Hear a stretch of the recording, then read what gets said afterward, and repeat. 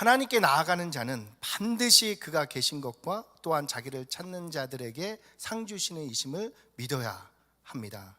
아브라함이 하나님의 말씀을 믿으니 하나님께서 아브라함을 그것을 의로 여겨주셨습니다. 우리가 이 진리를 믿을 때 하나님이 우리에게 의로 여겨주시고 복을 넘치게 부어주시는 것입니다. 그래서 우리는 신자, 믿는 사람으로 불려집니다. 그런데 이렇게 복 주시는 하나님을 모르는 분들이 많이 있는 것 같습니다. 그래서 하나님이 제사장들을 통해서 나의 백성들에게, 하나님의 백성들에게 이 사실을 알려주어라 말씀해 주셨습니다. 민수기 6장의 말씀입니다. 너는 이스라엘 자손을 위하여 이렇게 축복하여 이르되 여호와는 내게 복을 주시고 너를 지키시기 원하며 여호와는 그 얼굴을 내게 비추사 은혜 베푸시기 원하며 여호와는 그 얼굴을 내게로 향하여 드사 평강 주시기를 원하노라. 아멘. 하나님은 우리에게 복 주시고 지키시길 원하고 은혜 주시고 평강 주시기를 원하십니다. 어느 정도로 원하시냐면 전능하신 하나님이 아들을 내어줄 정도로 우리에게 원하시는 것입니다. 그렇다면 높음이나 기쁨이나 다른 어떤 피조물이라도 우리를 우리 주 예수 그리스도 안에 있는 하나님의 사랑에서 끊을 수가 없는 것입니다. 그러니 염려는 모두 주님께 맡기시기 바랍니다. 함께 읽겠습니다. 베드로전서 5장 7절 말씀입니다. 너희 염려를 다 주께 맡기라. 이는 그가 너희를 돌보심이라. 아멘. 염려를 다 주님께 맡길 수 있는 것이 믿음입니다. 혹시 우리가 은혜와 복을 누리지 못하고 있다면 머리로는 아는데 이 말씀대로 실천하지 못하기 때문이다 라는 것을 알게 됩니다. 우리도 아브라함 같이 말씀대로 행하는 삶을 살아야 할 것입니다. 염려 걱정할 그 시간에 한 구절에 하나님의 말씀을 부여잡고 씨름함으로 말미암아 그 말씀대로 준행하는 삶을 사는 것이 하나님의 은혜와 복을 누리는 지름길이 될 것이다 라고 말씀드립니다. 그러니 이제 염려에 속지 마시기 바랍니다. 조사에 의하면 우리가 염려하는 것의 90%는 일어나지 않는 일들이고 6%는 우리가 감당할 수 없는 문제이고 4%만이 우리가 해결할 수 있는 문제다라고 밝혀집니다. 염려의 대부분이 거짓이다라는 말씀입니다. 또 우리가 하나님의 복을 누리는 믿음으로 살기 위해서는 눈에 보이는 것들로 계산하며 움직이는 구습을 버려야 합니다. 믿음의 선진들을 보시기 바랍니다. 그분들에게는 우리가 상상조차 할 수 없는 어려움들이 많이 있었습니다. 그들이 그 어려움에 염려하는 것이 아니라 하나님의 은혜와 복주심을 붙잡고 하나님께서 그 역경을 붙잡자 하나님께서 그 역경을 이기게 하시고 마침내 그들로 하여금 하나님의 찬양할 수 있도록 역사해 주셨습니다. 왜 성경이 이러한 말씀을 우리에게 알려주고 계십니까? 너희도 그 하나님을 믿어라. 그 하나님 반드시 너희의 아버지가 되어주셔서 너희의 그 모든 어려움을 이기게 하시고 하나님을 찬양하게 만들어 주실 것이다 말씀하시는 것입니다. 때문에 우리가 이 귀한 시간에 헌금도 드리고 헌신도 드리며 남들은 꺼려하는 봉사까지 감당하며 하나님을 예배하는 것이 아니겠습니까? 믿는다는 것을 어렵게 생각하지 않았으면 좋겠습니다. 만약에 제가 이곳에 1,000만 원을 얹어놓고 나오셔서 가져가는 분인 것입니다 라고 얘기를 드리면 복잡하게 생각하는 분들이 계실 수 있습니다. 가져가도 되는 것인가? 내가 가져가면 다른 사람들이 어떻게 생각할까? 그런데 어떤 분이 가져가면 내 거라고 하면 생각하면서 뛰어나와서 가져가시면 그분 것 되는 것입니다. 또 자판기에 돈을 넣고 버튼을 누르면 물건이 나옵니다. 마찬가지로 우리가 하나님의 말씀을 믿고 그 말씀대로 살아가면 그 은혜와 복을 누리게 되는 것입니다. 우리가 자판기는 믿는데 하나님을 믿지 못해서야 성도라 불릴 수 있겠습니까? 그래서 믿음의 뜻이 신실함입니다. 여기서 신실함은 하나님의 말씀의 신실함을 의미합니다. 하나님의 말씀이 이루어질 것을 믿고 그 말씀대로 살아가는 것을 신실함으로 말씀드리는 것입니다. 그래서 믿음의 동사는 입증하다입니다. 하나님의 말씀에 신실하신 분들이 그 말씀이 신실하다는 것을 삶으로 입증하며 살아가기 때문입니다. 우리는 현장에서 그리스도인으로 입증되는 삶을 살고 있습니까? 염려하는 모습이 아닌 하나님이 나와 함께 하심을 누리며 살아가고 있는가를 묻고 있는 것입니다. 본문에서 다윗은 자신의 신실함을 골리앗 앞에서 입증했습니다. 오늘 본문 말씀을 통해서 주님의 이름으로 보냄받은 자에 대한 말씀을 나누고 싶습니다. 본문에서 이스라엘과 대치 중에 있었던 블레셋은 크레타라는 섬에서 살고 있었던 해양 민족입니다. 그들이 육지를 찾아서 내려와서 가나안 땅의 해변가에 머물게 된 것입니다. 그때 가나안 지역은 청동기를 사용하고 있었습니다. 그런데 블레셋은 철기 무기를 갖고 있었던 것이죠. 아무래도 철로 된 칼과 동으로 된 칼은 싸움이 되지 않을 것입니다. 그래서 블레셋이 가나안 해안댁을 점령하고 더 나아가서 블레셋 평야까지 차지하게 된 것입니다. 때문에 이스라엘은 블레셋이 언제나 위험 요소였습니다. 당시 이스라엘은 블레셋으로 인해서 풍요로운 해안가로 확정하지 못하고 척박한 산지에서 살게 되어졌습니다. 이스라엘이 부흥하기 위해서는 블레셋의 위험에서 벗어나는 것이 중요한 문제였습니다. 오늘 본문 이전에 이스라엘과 블레셋이 세 차례 크게 싸운 경험이 있습니다. 먼저는 엘리 제사장 때였습니다. 엘리 제사장은 하나님보다 자녀를 사랑했던 제사장으로 그려져 있습니다. 자녀들이 불법을 행하는 것을 용납해서 악한 제사장으로 불리게 된 것입니다. 불법은 용납되어서는 안 됩니다. 그러면 하나님이 떠나시기 때문입니다. 그래서 엘리 제사장 때 블레셋에게 하나님의 법궤가 빼앗겼습니다. 이스라엘은 블레셋과의 전쟁에서 하나님의 법궤를 들고 가면 하나님이 도와주셔서 우리가 블레셋을 이기리라 생각했지만 결국은 대패한 후에 법궤까지 빼앗기게 되었습니다. 그 전쟁으로 엘리 제사장의 두 아들이 죽고 그 소식을 듣고 엘리 제사장도 죽고 그 아들의 며느리가 이가봇을 외치며 죽게 되었습니다. 이가봇은 하나님의 영광이 떠났다라는 말씀입니다. 그래서 교회에서는 불법을 행해서는 안 된다라는 것입니다. 이때 이스라엘은 블레셋과의 패전으로 인해서 완전히 망한 것 같은 모습이었습니다. 하지만 하나님은 실패하지 않는다라는 것을 성경이 우리에게 증언하고 있습니다. 사람의 방법과 노력이 무너진 그때 드디어 하나님께서 역사하심을 말씀합니다. 블레셋인들인 다곤신에게 하나님의 법궤를 승전물로 갖다 놓았습니다. 즉 다곤 인어, 남자 인어라고 생각하면 되거든요. 그 남자 인어의 신상 앞에다가 하나님의 법궤를 놔둔 것입니다. 다음 날 가보니 다곤신이 하나님 여호와의 법궤 앞에 엎어져 있습니다. 그래서 제사장이 이상하다 생각하고 세워놓고 그 다음 날 다시 찾아갔습니다.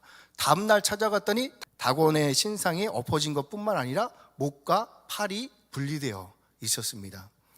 즉 하나님께서 다곤신을 쓰러뜨린 것입니다.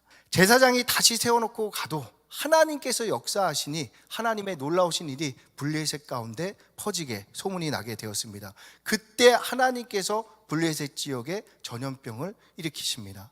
온 블레셋이 전염병으로 고통을 당하면서 하나님께서는 홀로 이스라엘 땅으로 돌아오게 되셨습니다. 하나님은 이렇게 홀로 일할 수 있는 분이십니다. 우리와 함께 일하시는 이유는 우리의 도움이 필요한 게 아니라 우리에게 믿음을 주시기 위해서인 것입니다. 그와 하나님은 전 지역을 블레셋의 전 지역을 전염병으로 일으키고 다시 이스라엘 땅으로 돌아오게 된 것입니다. 하나님은 절대 실패하지 않습니다. 그러니 우리는 우리의 방법이 아닌 하나님과 함께 움직여야 한다라는 것을 알게 됩니다. 즉 하나님이 블레셋을 칠 때 함께 치고 하나님이 멈출 때 우리도 함께 멈추는 것이 지혜이고 여호와를 경외하는 것이다 라는 말씀입니다. 블레셋은 쑥대밭이 되었습니다. 군대가 쳐들어온 것이 아니었습니다. 여호와의 언약궤가 한번 지나간 것이 전부였습니다. 블레셋 생각에 하나님의 법궤 때문인 것 같기는 하지만 확신이 들지 않았습니다. 그래서 블레셋이 하나님을 감히 시험하게 되었습니다. 어떻게 시험합니까? 새끼를 낳은 암소에게 하나님의 언약궤를 메고 이스라엘의 베스메스로 채찍질을 가는 것입니다.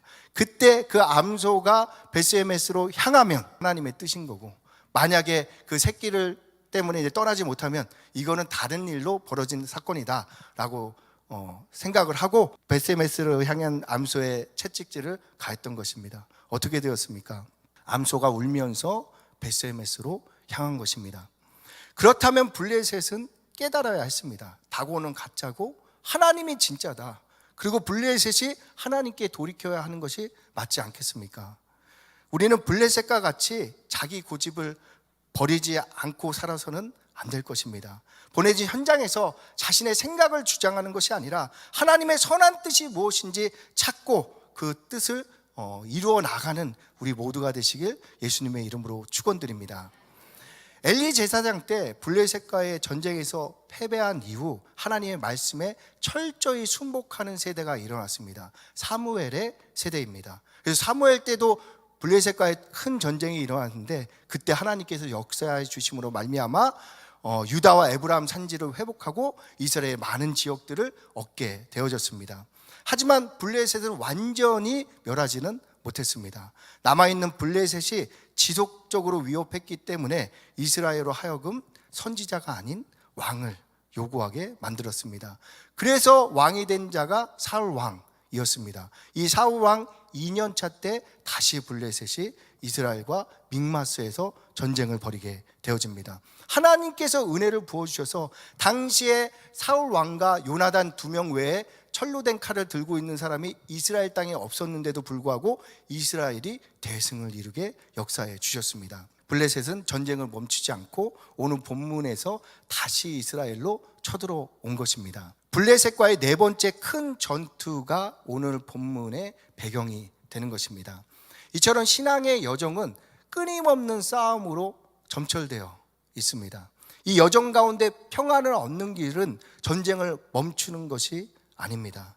전쟁에 능하신 예수님을 우리의 목자 삼을 때 우리가 평안을 누리게 되어질 것입니다. 내가 사망의 음침한 골짜기로 다닐지라도 해를 두려워하지 않을 것은 주께서 나와 함께 하심이라. 주의 지팡이와 막대기가 나를 안위하시나이다.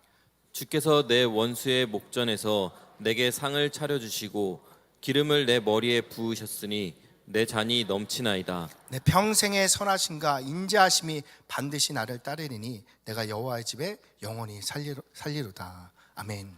모래 위에 지은 집이나 반석 위에 지은 집이나 비바람과 창수는 똑같이 온다는 것입니다. 때문에 우리가 기도해도 비바람과 창수가 멈추지는 않습니다.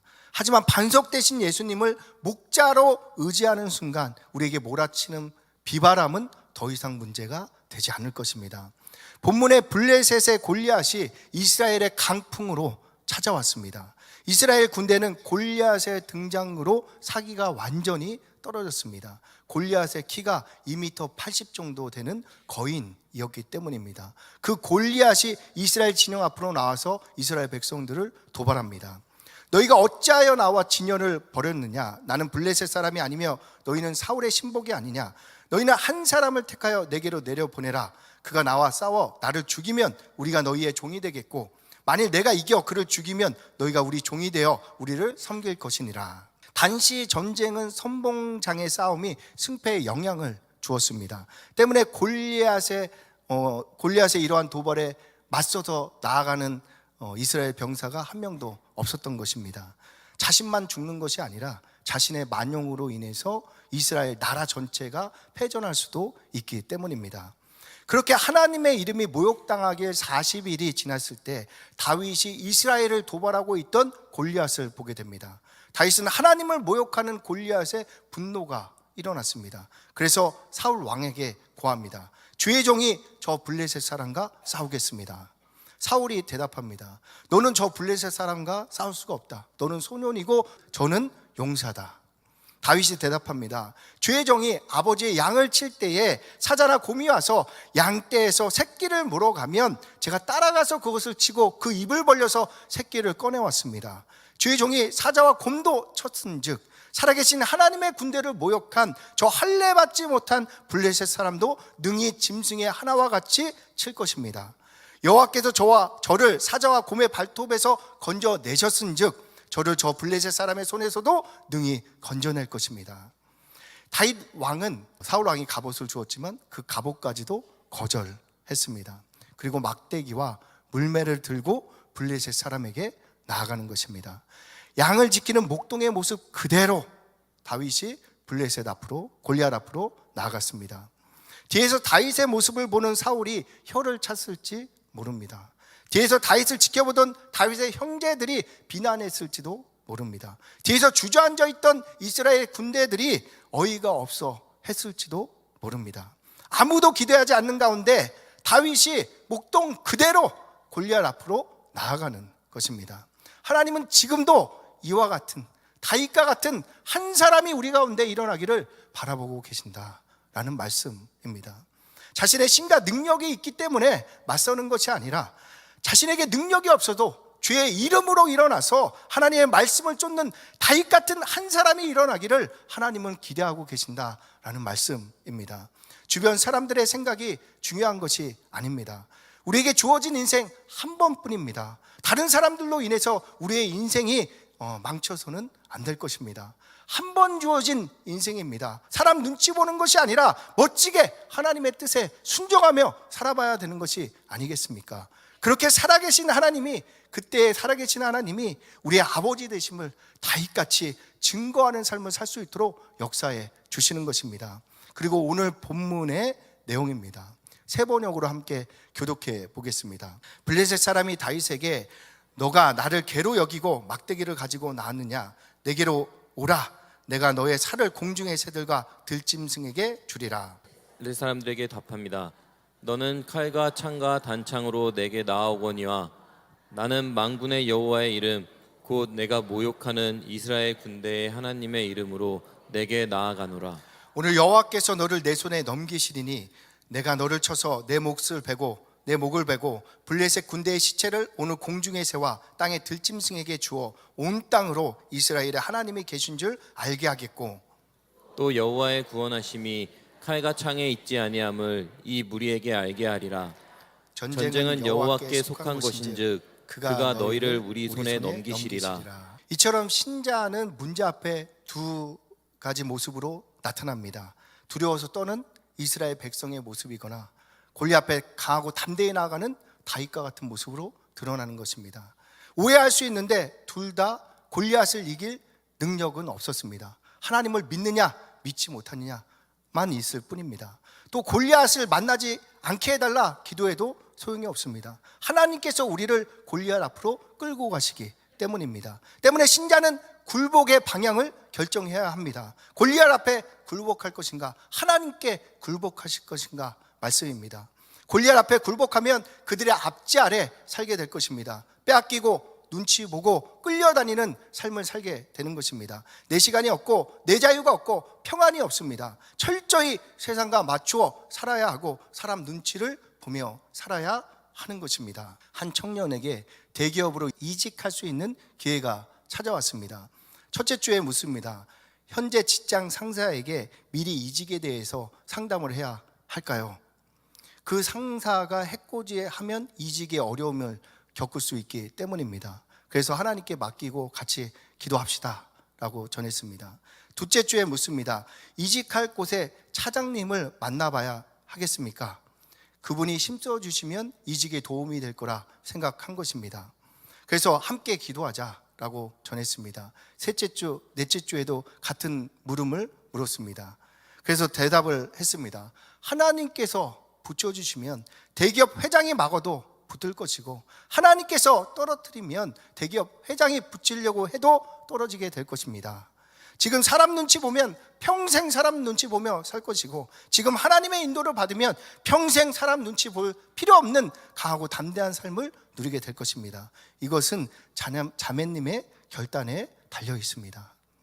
이왕 신앙생활 시작하는 우리가 하나님께 복종해야 하지 않겠습니까? 시간과 물질과 수고를 들이며 하나님을 예배하는 우리가 세상 눈치까지 보며 살아가는 것은 억울한 일이 아니겠습니까? 교회에서 담임인제게 여러 가지 편의를 제공합니다. 담임 사역 잘 감당하라는 것입니다. 만약 제가 이러한 편의를 기뻐하며 사역하는 동안 성도 눈치 보며 살아가면 어떻게 되겠습니까? 하지만 제가 하나님께 맞추어 살아가면 교회를 떠나고 편의가 사라진다 하여도 상관이 없는 것입니다. 하나님께서 저를 책임져 주실 것이 분명하기 때문입니다. 저는 이렇게 하나님을 믿기에 그 하나님이 제게 은혜를 주셨고 그 하나님으로 인해서 강하고 담대한 삶을 살 수 있었습니다. 그 하나님은 제게 무엇이든지 하고 싶게 하셨고 또 할 수 있는 주체적인 삶을 살아갈 수 있도록 은혜를 베풀어 주셨습니다. 이것이 제 신앙의 자유함이고 기쁨인 것입니다. 저는 이것을 빼앗기고 싶지 않습니다. 저는 다른 사람들이 가질 수 없었던 기회를 많이 가진 편입니다. 제가 그것들에 목매거나 원한 적이 없습니다. 매 순간 하나님 앞에서 하나님이라면 어떻게 하셨을까 생각하면서 결정한 것이 전부였습니다. 아마 제가 그것들에 욕심내는 순간 사람 눈치 보며 이 땅의 것에 매여서 살아가야 하지 않겠습니까? 제가 목회하면서 굳이 사람 눈치까지 보면서 할 필요가 있겠습니까? 사역자가 돈이 없지 가오가 없어서 되겠냐라는 말씀입니다. 여러분은 그런 목사를 목사로 인정하시겠습니까? 제가 사람 눈치 보지 않고 하나님 눈치 보며 살았더니 하나님이 저희 가족에게 은혜를 베풀어 주셨습니다. 제 아내는 어려서 따돌림을 6년 동안 당했습니다. 김치를 점심 도시락으로 싸와왔다는 것이 시작이었습니다. 그래서 아내는 어려서부터 위궤양을 6년 동안 달고 살았습니다. 그러한 시절로 인해 소위 좋은 대학에 들어갈 수 없었습니다. 그럼에도 아내가 하나님을 의지하자 지금은 대기업에서 일할 수 있도록 기회를 주셨습니다. 뿐만 아니라 대통령 생물학과 자문위원이 될 수 있게 하시고 벨기에 과학자협회 협회장도 맡을 수 있도록 인도해 주셨습니다. 아내가 하고 싶었던 것은 아닙니다. 저도 아내가 바쁘고 짐이 될 것 같으니 하지 말아라 말씀드렸습니다. 그런데 하나님이 세상 명예 따지는 분들 좋아하는 이 직책을 그들에게 주는 것이 아니라 아내에게 주신 것입니다. 이처럼 우리가 사람 눈치 보는 것이 아니라 하나님 앞에서 살아가면 하나님의 방법으로 하나님을 찬양할 수 있도록 역사해 주시는 것입니다. 아내는 회장직을 맡을 사람이 나타나면 바로 내려놓을 것입니다. 우리는 그러한 세상 명예를 구하고 싶지 않기 때문입니다. 이처럼 세상 눈치 보는 것이 아니라 주의 이름으로 보내진 삶을 살 결단을 할 때에 성령의 역사가 우리에게 시작되는 것입니다. 성령님이 하나님을 신뢰하는 분들에게 권능을 부어주십니다. 권능은 할 수 있다는 동사에서 파생된 명사입니다. 즉 할 수 있는 것, 이것이 권능의 의미입니다. 때문에 성령님이 우리에게 권능을 주시면 우리 안에서 할 수 있는 마음들이 일어나서 상황의 어떠함과 상관없이 주체적인 삶을 살게 되어지는 것입니다. 때문에 성령 충만한 분들은 무언가 하고 싶어서 견딜 수 없는 모습을 보이게 되는 것입니다. 이때부터 성도는 상황의 지배를 받는 것이 아니라 상황을 지배하는 신자의 성도의 삶을 누리게 될 것입니다. 즉 어두운 상황을 타개하는 현장의 빛으로 세워지는 것입니다. 골리앗 앞에 그 누가 무장 없이 나아갈 수 있겠습니까? 하지만 성령의 권능을 소유한 다윗은 달랐습니다. 준비할 것도 없습니다. 목동 그대로의 모습으로 나아갔던 것입니다. 할 수 있다는 믿음이 솟구쳐 올라오니 만군의 여호와의 이름으로 골리앗 앞에 나아갔습니다. 지금도 마찬가지입니다. 현장에 가면 똑똑한 분들이 많이 있습니다. 그분들이 뒤에서 정치하며 자신들의 뜻을 이루려고 바쁘게 움직입니다. 그래서 그들과 어울리지 않으면 손해볼 것 같고 도태될 것 같습니다. 그들이 무리로 존재합니다. 그래서 개인으로 맞서기가 어려울 것 같습니다. 그러니 염려됩니다. 그러니 걱정이 됩니다. 계산해 보면 결과가 뻔합니다. 그래서 주저하게 됩니다. 마치 골리앗 앞에 주저앉아 있던 이스라엘의 병사들과 같이 말씀입니다. 주변에 저를 염려하는 말씀이 있습니다. 하나님이 하시는 것이 제가 하는 것이 아닙니다. 자기 욕심, 영예, 사람 생각 버리면 답은 간단하게 보여질 것입니다. 우리는 하나님이 원하시는 거 찾아서 행하면 되는 것입니다. 본문에서 골리앗이 하나님을 모욕합니다. 그러면 나아가서 골리앗과 맞서 싸우면 되는 것입니다. 여기에서 자기 능력 고려하고 골리앗의 역량을 따지고 실패할 걱정하는 등의 문제를 계산하고 있다면 평생 이스라엘 백성과 같이 주저앉아 있는 삶을 살 수밖에 없지 않겠습니까? 저는 그렇게 살고 싶지는 않다라는 말씀입니다. 우리는 하나님의 자녀들입니다. 하나님의 주님의 이름으로 우리를 현장에 보내셨습니다. 그러니 우리가 주님의 뜻을 찾아서 이루는 삶을 살아야 할 것입니다. 그러면 성령님께서 그 뜻을 이룰 수 있도록 역사해 주신다 말씀하고 있습니다. 하나님을 믿고 다윗과 같이 골리앗 앞으로 맞서 쌓아 나아가시는 우리 모두가 되시길 축원합니다. 그때 만군의 여호와께서 우리의 하나님 되심을 현장에서 누리게 될 것입니다. 이러한 삶이 신앙생활이기에 우리가 오늘도 하나님을 예배하는 것이 아니겠습니까? 말씀을 정리하겠습니다. 하나님이 우리를 현장에 보냈습니다. 우리는 그곳에서 내 뜻이 아닌 주님의 뜻을 이루는 것입니다. 그때 하나님이 우리에게 복 주시고 지키시고 은혜와 평강을 넘치게 부어주십니다. 교회는 전체적으로 좋아졌습니다. 특별히 부서들에서 많은 열매들이 맺혔습니다. 작년에 안 될 거라 생각하시는 분들이 계셨을 것이다 생각됩니다. 그럼에도 위기를 기회로 만들어 2배 이상의 부흥을 만든 부서들이 둘이나 있습니다. 그분들이 골리앗 앞에 만군의 여호와의 이름으로 나아갔고 하나님께서 골리앗을 이기게 하심을 목도하게 된 것입니다. 이제 이 모든 경험이 그분들의 믿음의 기반을 이루게 될 것입니다. 그리고 앞으로 다가올 인생의 골리앗 앞에 염려하는 것이 아니라 하나님의 역사하심을 기대하며 도전하는 삶을 살게 될 것입니다. 인생에 있어서 2배의 부흥을 경험하는 일이 흔치 않지 않겠습니까?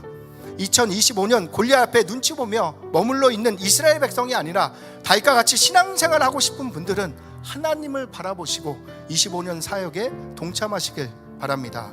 사람의 계산과 방법이 아닌 오직 만군의 여호와의 이름으로 나아가는 이 위대한 사역에 참여하실 때 다윗과 같은 하나님을 찬양하는 신앙생활을 할 수 있게 역사해 주실 것입니다. 새로운 한 주도 우리 주님이 우리를 현장에 보내셨습니다. 그곳에서 사람 눈치 보는 것이 아니라 하나님을 쫓아 행하심으로 다윗과 같이 만군의 여호와의 이름으로 승리를 누리는 우리 모두가 되시길 축원드립니다.